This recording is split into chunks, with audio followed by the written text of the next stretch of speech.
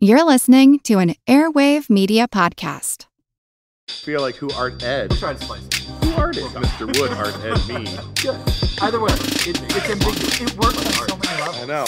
That's off to a great start. Welcome to Who Arted, the podcast for those who like to explore the visual arts through an audio medium. I'm your host, Kyle Wood, and for this week's Fun Fact Friday, we're going to be talking about Raphael's The School of Athens.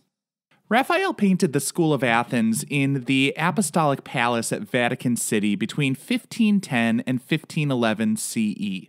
This was right at the same time that Michelangelo was painting the Sistine Chapel.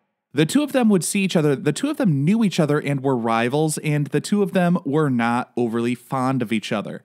Michelangelo was said to have felt that Raphael sort of copied his style a little bit, but I think what really irritated him was Raphael, the younger painter, was sometimes given credit for Michelangelo's work. There were critics who went to the Sistine Chapel and mistakenly identified Raphael as the painter. Now, if that were not bad enough, careful observers will notice that one of the figures in Raphael's The School of Athens bears a striking resemblance to Michelangelo. And the figure that he painted as sort of Michelangelo was Heraclitus.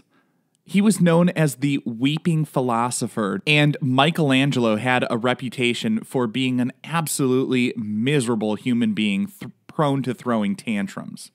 Now, when we get into a historical context, beyond the fact that Michelangelo and Raphael were contemporaries working at the same time, this was a Renaissance piece, and during the Renaissance, the intellectuals throughout Europe were feeling a little bit nostalgic for ancient Greece, making this tribute to the great Greek philosophers a quintessential Renaissance piece. While the School of Athens feels like the work of a mature artist synthesizing all he had learned about history, philosophy, and science in his ultimate artistic expression, Raphael was a young dude in his 20s. Granted, this was a time of rampant child labor, so he had been well into the workforce at this period. Raphael grew up learning the artistic trades from his father, but he was still pretty young to be getting such a high-profile commission. The Pope himself was hiring Raphael. The theme of the School of Athens was all about seeking knowledge and specifically getting down to the root causes of things. All of the philosophers shown in the fresco sort of sought the knowledge through an understanding of what came first. In the work, Raphael painted 21 of his favorite ancient Greek scholars and philosophers. Scholars disagree about how much Raphael knew about Greek philosophy, but I mean, right there, we gotta pause and just recognize that Raphael, like Leonardo da Vinci, was more than just a dude who kinda knew how to draw. I mean, 21 ancient Greek scholars and philosophers. Who can name that many ancient Greeks, let alone that all fit into a visual symbol of your ideals about philosophy? We see Plato, and actually Plato is said to be sort of a portrait of Leonardo da Vinci, an homage to the older artist that Raphael admired. And like Leonardo, Raphael was a quote-unquote Renaissance man working in different fields.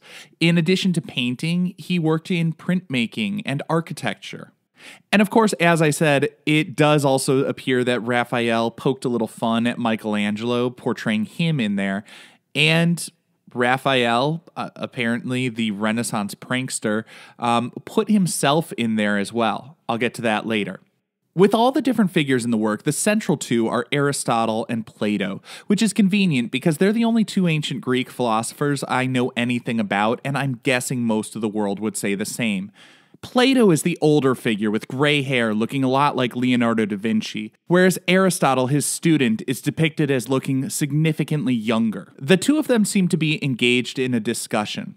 It's hard to tell exactly what they're talking about, and full disclosure, I am not an expert on body language and have absolutely zero training in that regard. But based on the hand gestures, I would have to assume that Plato is signaling for Aristotle to look up, or perhaps he was indicating that he's number one with that index finger extended vertically.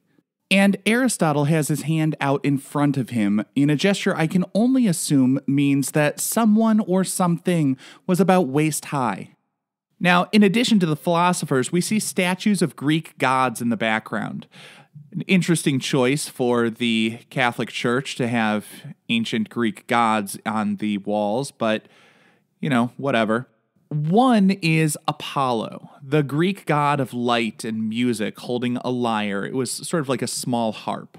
The other is Athena, the Greek goddess of wisdom, to symbolize an obvious connection to everything else in the piece. The more you look, the more you discover. It's truly an astonishing composition, even setting aside the philosophy and symbolism.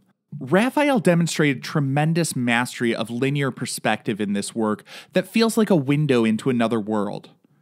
Everything slants toward a vanishing point right about where Plato and Aristotle are standing. This not only helps with the sense of depth, but it also leads the eye towards those central figures, emphasizing them as a focal point. Of course, being a man in his 20s, Raphael did appear to push things with the bold little hidden selfie, because all young men are narcissists who consider themselves to know everything and think they are on par with the giants of philosophy. Or he was just showing a bit of his playful side. Either way, he is in the group with Ptolemy, Euclid, and Zoroaster. While the three of them seem thoroughly engaged in their conversation, Raphael peeks out at the viewer. I think of it as the 16th century equivalent of breaking the fourth wall, like when Jim from The Office would look directly into the camera. All of this to say, maybe even those old dudes from boring art history courses were actually humans with a little bit of a playful side. And, based on the way he depicted Michelangelo, a bit of a petty side. This concludes this week's episode of Who Arted. If you found this tolerable, please like and subscribe on Apple Podcasts, Spotify, or wherever you're listening. You can find images of the work being discussed this week and every week in the show notes, on Twitter @WoodArtEd, and on the website whoartedpodcast.com. Podcast done.